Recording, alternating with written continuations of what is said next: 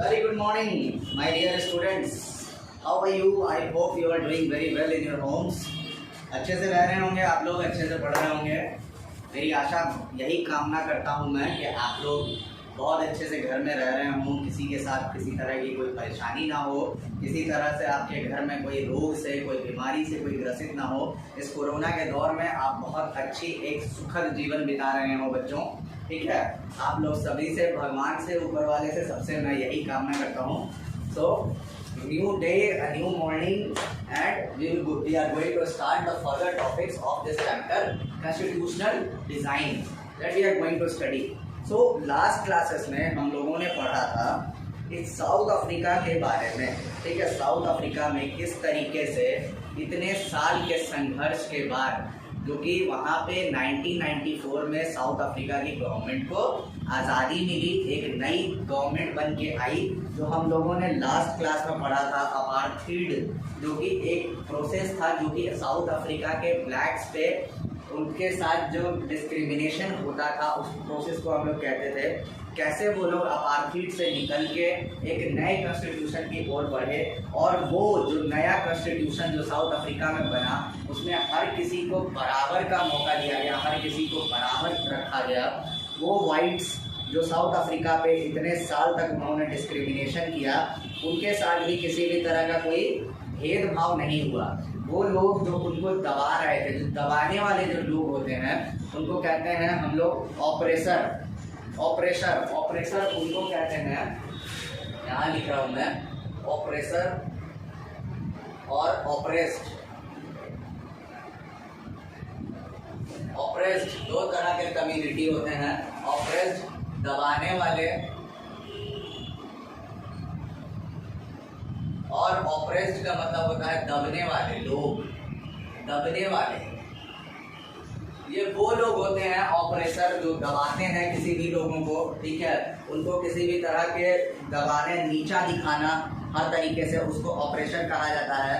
और ऑपरेस्ड उन लोगों को कहा जाता है, वो लोग जो कि दबते हैं सोसाइटी में, जिनके साथ डिस्क्रिमिनेशन होता है। तो ये ब्लैक थे और ये वाइट्स थे। तो साउथ अफ्रीका में जब कॉन्स्टिट्यूशन का निर्माण हुआ, तो उस कॉन्स्टिट्यूशन में उन ब्लैक्स को भी उतने ही बराबर के हक दिए गए जितने कि वाइट्स को दिए गए थे, ठीक है। उन वाइट्स को भी उतने बराबर के हक दिए गए जितने ब्लैक्स को दिए गए थे।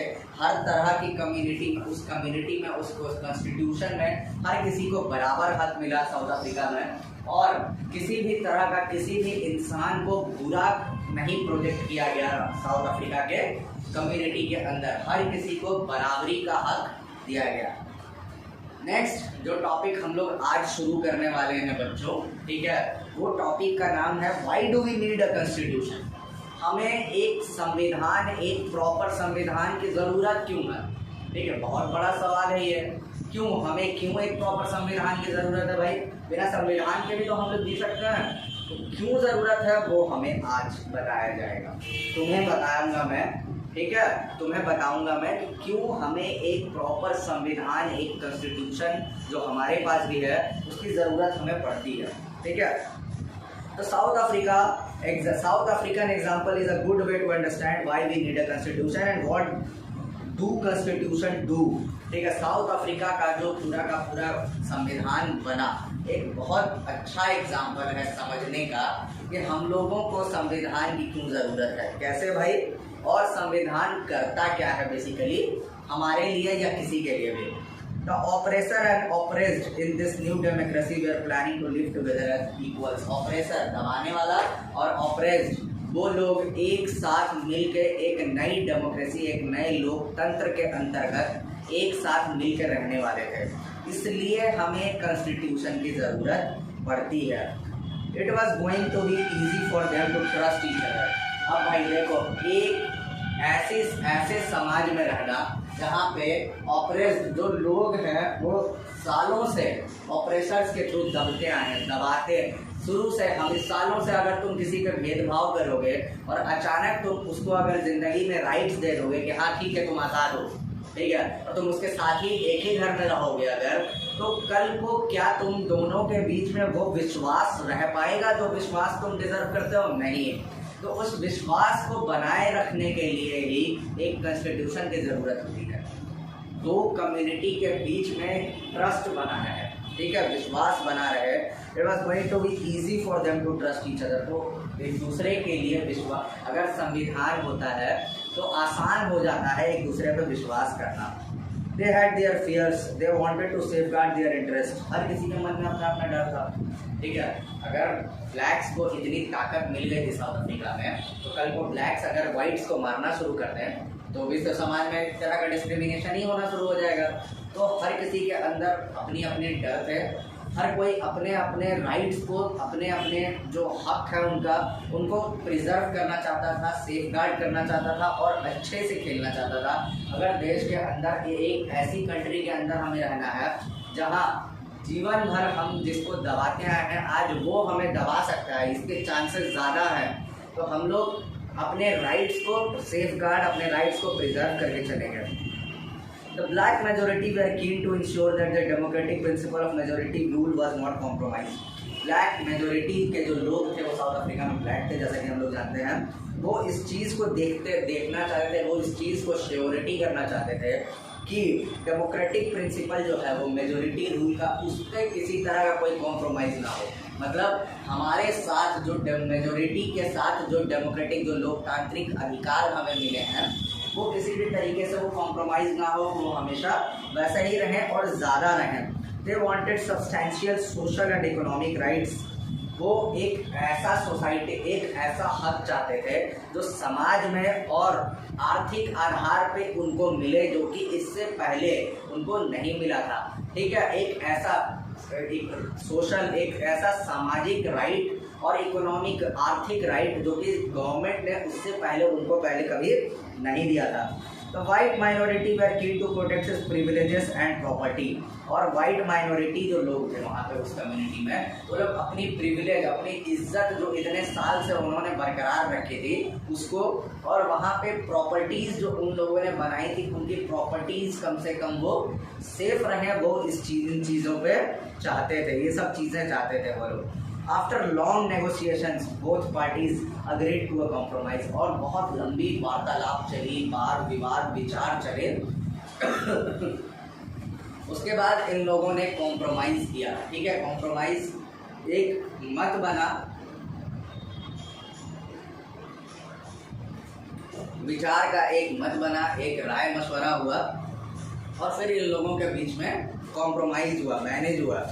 The whites agreed to the principle of majority rule and that of one person one vote। whites ने जो सुप्रीमेसिस्ट लोग थे, जो माइनॉरिटी गवर्नमेंट थी, वो लोग मेजोरिटी रूल के बात पे वो लोग तैयार हो गए। उन लोगों ने मान लिया कि मेजोरिटी यहाँ पे ब्लैक्स की ज़्यादा है और यहाँ पे गवर्नमेंट हो या किसी भी सेक्टर में हो, ब्लैक्स को उनका हक, उनको ज़्यादा हक देना ही पड़ेगा।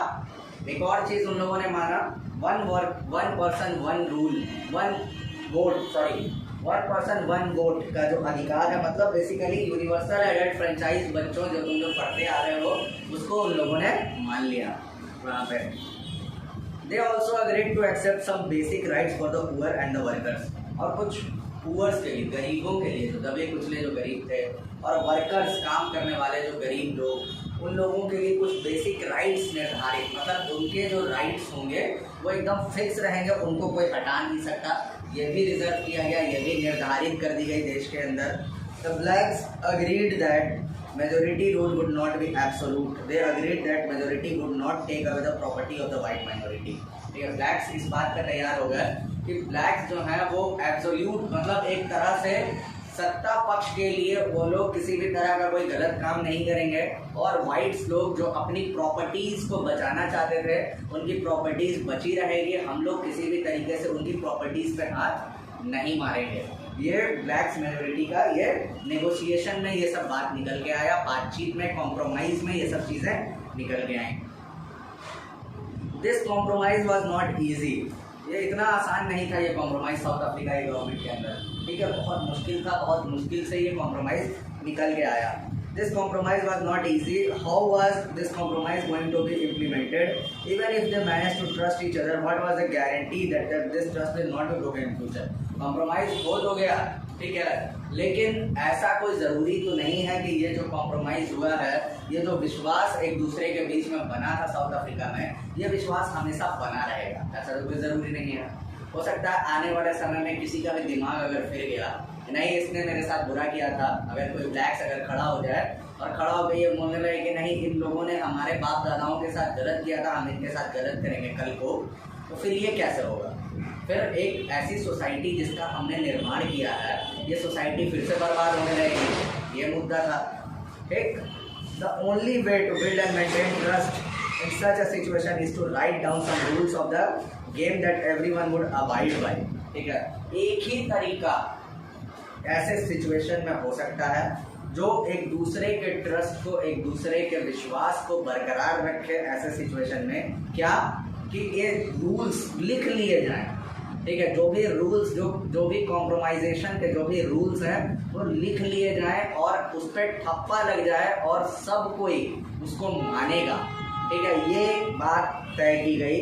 और ये जो रूल्स जो लिखे जाते हैं, इसी को हम लोग कहते हैं बच्चों संविधान, कॉन्स्टिट्यूशन।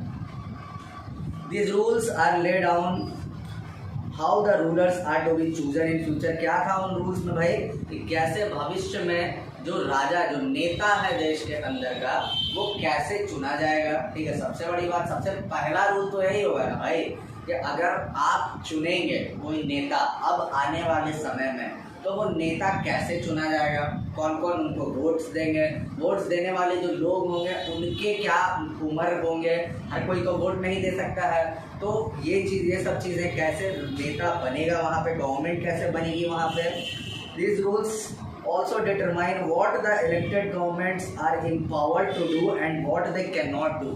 ये रूल्स ये भी बताते थे कि वो जो इलेक्टेड गवर्नमेंट, जो चुन के आने वाली जो सरकार है, वो क्या क्या करेगी और क्या क्या नहीं करेगी। मतलब उनके हाथ में कितनी ताकत होंगी, कौन कौन सी चीज़ें उनके हाथ में होंगी और कौन कौन से काम वो लोग करेंगे। ठीक है, हर कोई उनका काम बंटवारा ऐसा तो नहीं है कि सिविल राइट्स, लोगों के बेसिक राइट्स छीन लेगी गवर्नमेंट, नहीं, ऐसा भी नहीं कर सकती है। तो ये सब चीज़ें उनको दी गई। Finally these rules decide the rights of the citizen. ठीक है, और ये rule rights of the citizen, जो नागरिक थे वहाँ पे साउथ अफ्रीका के अंदर, उनके हक को भी यही सब रूल्स डिसाइड कर रही थी।